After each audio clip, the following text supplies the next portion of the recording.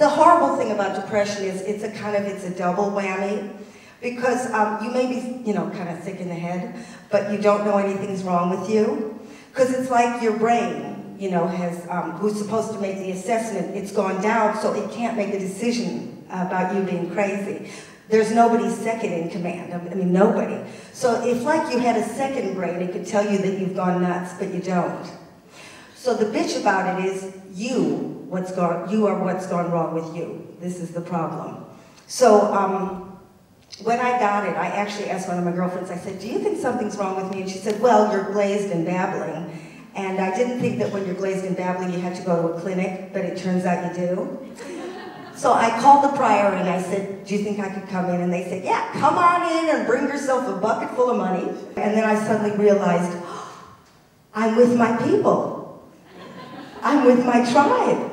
Because they have the same look that I have in my eyes. You know the look? You know the look that asks a big question, how do I live this life?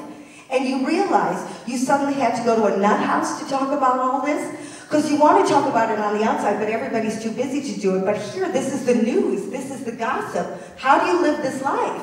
I mean, we don't get an instruction manual. You know, animals come out of the womb and they know how to gobble or trot or flap their wings. We just come out this screaming mass of hysteria waiting for room service. We don't know. Where's the manual? I mean, even your domestic appliances, they get an instruction manual. It says at the washing machine, put in white powder. I tried that once and ended in tears.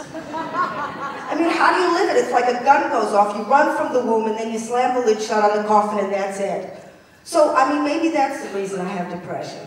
Or maybe that's the reason people get really sick in the head. Because, you know, we really get deep and dark and dirty. We're not having a nice day.